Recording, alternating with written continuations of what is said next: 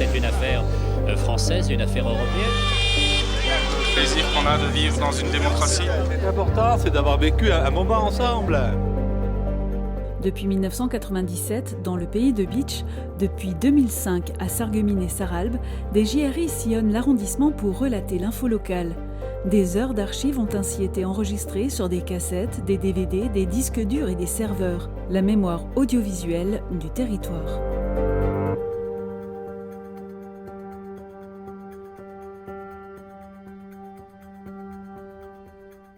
« 507 521 € pour 6 bons numéros. Un habitant de la région a validé une grille de loto gagnante au tabac de Großbildersdorf. La nouvelle a déjà fait le tour du village. Le regagnant ne s'est pas encore manifesté, mais il fait déjà quelques envieux. 500 000 €. Oh ben ça, hein. Ça donne des heureux, hein. Oui, mais c'est pas pour moi. Et vous n'avez pas validé votre bulletin en fait, Non, j'ai pas joué. Non, vous n'avez pas joué. Non, ça m'a dit j'ai pas joué. Je joue pour que les autres ils gagnent, hein. Oui, il paraît qu'il y a un gros lot ici, hein, c'est pas moi, malheureusement, bon. Mais je souhaite quand même bonne chance, je suis content pour lui, celui qui a gagné. C'est énorme, c'est bien. On peut faire beaucoup de choses avec. Bah super. C'est pas moi. Non. Mais 500 000 €, ça me ferait plaisir quand même. Mais si c'est une personne qui en a besoin, je suis content pour lui. Le gagnant doit tout de même se faire connaître dans un délai de 60 jours, sans quoi son gain sera perdu et remis en jeu. Il peut se manifester en toute discrétion directement au centre de paiement de la Française des Jeux à Metz. Peu de gens de passage, c'est surtout les gens du village et les environs, et les Allemands aussi qui viennent jouer. Chaque semaine, 520 grilles sont validées en moyenne à Großbildersdorf. Le dernier gagnant dans la commune avait empoché la coquette somme de 4,3 millions de francs en décembre 1997. Pollueur-payeur. Ce principe souvent évoqué va enfin être appliqué sur l'ensemble du territoire de la communauté d'agglomération Sarreguemines-Confluence. Désormais, les producteurs de déchets seront soumis à une redevance sur les déchets industriels banals, les DIB. Ces déchets sont du même type que les déchets ménagers, mais ils sont générés par les non-ménages, c'est-à-dire les entreprises, les industries, les commerçants, les artisans, les administrations et les associations. Le but général de cette redevance spéciale est de surtout faire prendre conscience aux producteurs de déchets, quels qu'ils soient, que ce soit le ménage ou le non-ménage, qu'il faut qu'ils fassent des efforts en ce qui concerne le tri et le recyclage, qui est souvent moins cher et qui peut protéger notre environnement. Alors il faut surtout faire cet effort-là. Par souci d'écologie, mais aussi d'équité entre les différents producteurs de déchets, la communauté d'agglomération Sarreguemines-Confluence a mis en place depuis le 1er janvier 2006 la redevance sur les déchets industriels banals. Cette redevance découle d'une loi instaurée en France en 1992, mais que la communauté d'agglomération avait décidé jusqu'à maintenant de ne pas appliquer. Les DIB suivent les mêmes filières de traitement que les ordures ménagères, toutes les collectes arrivent à Volperswiller. Jusqu'en 1999, les déchets étaient broyés, puis après décomposition à ciel ouvert, enfouis à même le sol. La législation a changé et depuis 1999, tous les déchets sont réunis à Volperswiller avant d'être transportés au site d'enfouissement de Tétin-sur-Nied. De 15 € la tonne en 1999, le coût du traitement des déchets est passé à plus de 80 € la tonne. L'application de cette redevance sur les DIB s'est donc imposée naturellement face au coût de plus en plus important du traitement des déchets. Cette année, et pour la première fois, les producteurs de déchets industriels banals vont devoir mettre la main à la poche. La redevance spéciale est un coût que l'on pratique en fonction du volume qui est présenté par ces fameux non-ménages. Chaque bac sera répertorié et sera facturé à l'entreprise. C'est la première fois qu'ils vont devoir payer la redevance. Pour la plupart, ils payent déjà la taxe ordure ménagère, mais celle-ci ne couvre pas forcément l'ensemble du service. C'est pour ça que l'instauration de la redevance spéciale se fait à l'heure actuelle. Seuls les non-ménages qui produiront moins de 660 litres de déchets par semaine ne seront pas soumis à cette redevance sur les DIB. Pour tous les autres producteurs de déchets industriels banals, le montant de la redevance spéciale sera de 21,30 € par mètre cube de déchets. Pour la communauté d'agglomération, l'objectif est multiple. Il faut responsabiliser les producteurs de déchets et surtout les inciter à la valorisation et au recyclage grâce au tri sélectif, seul moyen de réduire la quantité de déchets. La redevance spéciale sur les DIB est aussi une manière pour la communauté d'agglomération d'augmenter ses recettes pour le traitement des déchets. Mais les particuliers qui s'acquittent de la taxe sur les ordures ménagères ne verront pas pour autant leur contribution s'alléger. Sachant que le coût du traitement de tous ces déchets ne fait qu'augmenter, la mise en place de cette redevance spéciale ne pourra que limiter l'augmentation de la taxe. La réhabilitation des nouvelles galeries est attendue depuis longtemps par les habitants du secteur de Sarreguemines. Le chantier de la nouvelle médiathèque communautaire avance, même si les conditions climatiques et surtout le gel empêchent certains travaux comme le coulage du béton. Malheureusement, avec les intempéries, on a quand même pris quelques jours de retard. Aussi bien entre les fêtes de Noël avec la neige, début décembre le gel, plus en ce moment le gel. Mais bon, on fait tout pour être dans le timing, quoi. Ça fait environ 3 semaines là, qu'on a du mauvais temps pour travailler. Bon, mais il faut faire avec, quoi. Alors on avance tout ce qu'on peut. Au niveau coffrage, sans faire de bétonnage, bien sûr, parce que le temps nous handicape un petit peu là. Actuellement, la dalle de la partie arrière parking est raccordée à la partie avant médiathèque. Le raccord entre ces deux dalles servira de joint de dilatation à l'édifice. Sur les trop longues longueurs, on ne peut pas faire un bâtiment, c'est un joint qui sépare les deux bâtiments, quoi. Ils ont une fonction différente, alors ils travaillent de façon différente. Alors si un bâtiment ou l'autre travaille d'une façon ou d'une autre, c'est ce joint qui sépare. Au-delà de l'aspect technique et fonctionnel de cette liaison, c'est aussi une étape symbolique dans la construction de ce bâtiment. Symbolique, oui, dans le sens où on a commencé avec des phases différentes. Donc on est plus haut ici à l'arrière qu'à l'avant et on a réussi à se rejoindre. Donc malheureusement on ne peut pas couler le béton avec ce temps, quoi. Tout concorde, voilà, en fait il y a des différences de niveau parce que les cellules marchandes sont en pente. Et en fait on se rejoint avec les mêmes niveaux alors qu'on a démarré de 2 endroits différents. Et avec des pentes qui sont assez importantes quand même. Il reste encore plusieurs mois de travaux pour le gros œuvre, mais les soubassements restent l'étape la plus importante et la plus longue de la construction. Il nous reste la dalle de la partie arrière pour le parking aérien. Et par contre la partie avant, il nous reste encore 3 niveaux. Donc, mais bon, le sous-sol c'est ce qu'il y a de plus dur, donc sortir de terre. Si la société de construction respecte les délais, le bâtiment sera remis à la communauté d'agglomération Sarreguemines-Confluence qui est à l'origine du projet en juin 2006. Démarreront alors les travaux d'aménagement intérieur et le déménagement de l'actuelle bibliothèque de Sarreguemines. Ouverture prévue de la première médiathèque communautaire de Lorraine, au plus tard septembre 2007. Le laboratoire Fuji s'est installé en 1990 en zone industrielle de Sarreguemines. Cette société fait partie du groupe japonais Fuji. Sa spécialité, le développement photo. Jusqu'en 2001, on ne traitait que les films argentiques. Depuis, avec l'avènement du numérique, le laboratoire a connu quelques mutations. Aujourd'hui, les opérateurs traitent par mois quelques 100 000 films argentiques et 25 000 CD de photos numériques. 11 laboratoires du même type avaient été implantés en France dans les années 90. 2 viennent de fermer, victimes de la baisse vertigineuse de l'activité argentique. 250 personnes ont perdu leur emploi.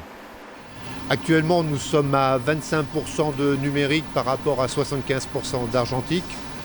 On sait qu'en 2001, sur le territoire français, on traitait 100 millions de films argentiques, donc analogiques, et qu'en 2009, dans les meilleures hypothèses, on sera globalement à 10 millions de films analogiques de traités.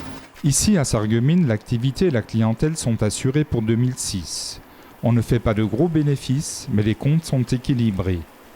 Le marché est organisé sur le Grand Est. On compte quelques 700 clients réguliers, dont des enseignes comme Cora, Leclerc, Auchan ou la Fnac. Certains marchés sont assurés par une cellule commerciale nationale. D'autres sont à développer individuellement par chaque laboratoire, comme certains supermarchés ainsi que les photographes. 58 personnes sont employées à Sarreguemines. Ce sont majoritairement des opérateurs formés sur le tas. Le travail est posté.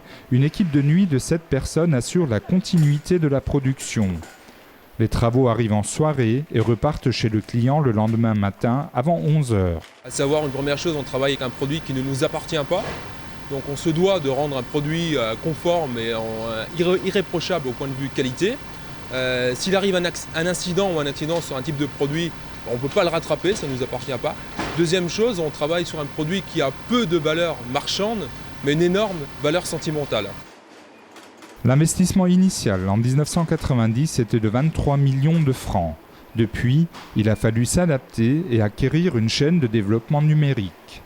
Aujourd'hui, celle-ci n'est pas saturée, elle est même capable d'assurer le double de sa production actuelle. Mais avant cela, il faut que la photo numérique ne reste pas stockée dans les ordinateurs et que pour son impression, on choisisse de passer par un laboratoire. Le tirage papier tel qu'il est réalisé actuellement dans un laboratoire, c'est un tirage sur papier photographique avec de la chimie photographique, ce qui signifie que au niveau de la conservation de la photo, on a, par expérience, avec beaucoup de recul, on sait que la photo va avoir une longévité. On sait également que la qualité de tirage obtenue dans un laboratoire photo est très nettement meilleure que sur une imprimante bureautique. D'après les calculs, il semble prouver qu'une photo imprimée en laboratoire revient moins cher qu'une photo imprimée chez soi. À noter aussi que de plus en plus, on en revient à vouloir feuilleter un album photo plutôt que de se mettre autour d'un écran informatique. Récupérer l'ensemble de ces fichiers qui actuellement sont dormants à domicile dans un ordinateur, pouvoir les traiter, repasser sur du façonnage photographique, de telle façon à pouvoir réaliser des chiffres, surtout des chiffres d'affaires, qui nous permettront de maintenir un site tel que celui de Sarreguemines en activité dans les années à venir. Le laboratoire Fuji de Sarreguemines a 2 années difficiles devant lui. En passant ce cap et en gagnant le challenge du numérique, il aura pérennisé son site pour quelques décennies. Un nouveau créneau pour les amis des musées et des arts. L'association étend ses activités en créant une section archéologie et préhistoire. Spécialisée dans la faïence depuis le début des années 80, l'association s'est fixée comme but premier la préservation du patrimoine. Plus qu'une nouveauté, l'archéologie représente pour l'association un retour aux sources.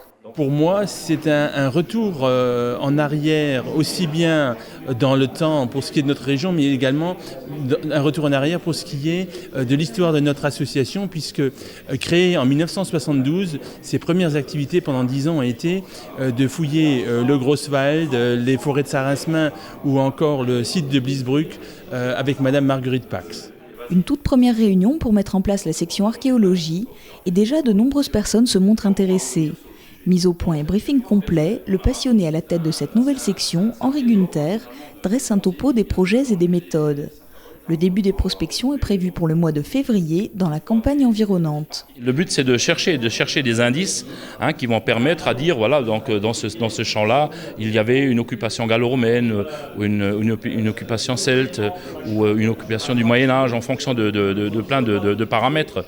Donc c'est surtout les tessons, les monnaies, les objets qu'on va trouver, qui se trouvent sur la surface du champ, qui va nous permettre de dire, voilà, on est dans un champ de telle ou telle époque. La toute première étape consiste à se plonger dans les archives, avec comme point de départ d'anciennes cartes et la localisation des lieux-dits, avant de commencer les prospections à travers champs. Les membres de cet atelier ne seront en aucun cas amenés à se substituer à des archéologues professionnels, et leur rôle n'est pas la fouille proprement dite. Il s'agit avant tout de repérer des lieux susceptibles d'être d'anciens sites préhistoriques ou gallo-romains, en dressant la carte archéologique des environs de Sarreguemines. Une mission qui sera effectuée sous l'égide de la DRAC, la Direction régionale des affaires culturelles, et en lien avec les équipes du parc archéologique de Bliesbruck-Rheinheim et les passionnés de la Société d'archéologie d'Alsace-Bossu. Train à grande vitesse, oui, en juin 2007, pour tous, avec des horaires adaptés avec l'aide des TER, pour que de chaque gare de Moselle-Est, les voyageurs aient la possibilité de rejoindre une gare où le TGV passe. Et tout ça nécessite des aménagements, et c'est là qu'intervient le comité de desserte de l'Est mosellan, qui s'est réuni à la mairie de Forbach pour réfléchir à la question et à de nouveaux horaires. Les comités ont été créés quand il y a donc eu le transfert du TER aux régions. Et il s'agit donc, c'était en 2002 tout simplement. Et à cette occasion-là, on a décidé qu'effectivement, on donnait la parole finalement à la base, celle qui utilise véritablement le TER tous les jours, alors qu'avant, c'était simplement géré par la SNCF qui, en fonction de ses critères, donner une desserte. Aujourd'hui, on part de l'inverse. En fait, on part de la base en écoutant la base, ce qu'elle souhaite, et essaye d'y répondre, bien sûr, avec toutes les contraintes techniques, parce que c'est difficile de faire arriver aux mêmes horaires tous les trains à la fois à Forbach, à la fois à Sarreguemines, à la fois à Saarbrück et à Metz. En Lorraine, il y a 7 comités de desserte composés majoritairement d'usagers, avec des problématiques relatives à chaque zone. Et en ce moment, la future arrivée du train à grande vitesse est commune à toutes ces zones. Mais fixer des horaires n'est pas chose facile, satisfaire tout le monde, encore moins. La difficulté, c'est de répondre à la fois aux aspirations des usagers du TER qui sont que des usagers du TER, c'est-à-dire les lycéens, les collégiens, mais aussi les gens, donc les abonnés qui l'utilisent pour aller au travail, et en même temps de correspondre un petit peu aux attentes des usagers qui, eux, veulent aller sur Paris. Et c'est un petit peu ça la difficulté aujourd'hui, parce que les intérêts ne sont pas les mêmes, mais on essaye ensemble de trouver une solution pour répondre aux attentes de chacun. Tous les avis sont entendus, ces réunions ne se veulent pas de politesse. Et tout ça pour une meilleure équité au sein même d'une même région et de ses départements. C'est un comité qui se réunit en fait 2 fois par an. Après, une fois que les usagers, une fois que chacun a donné son avis, il est évident que les gens de la région, enfin les services techniques à la région, mais aussi les services de la SNCF, essayent de mettre en pratique au quotidien les aspirations, les demandes des usagers. Un petit peu de cette façon que ça travaille, et on essaye finalement tous les quelques mois de se retrouver pour voir à la fois les évolutions, les améliorations apportées, les changements d'horaire si c'est nécessaire, et surtout les améliorations des dessertes. Des dessertes améliorées pour un rendez-vous à ne pas manquer en juin 2007, l'arrivée de l'ICE, le train à grande vitesse allemand.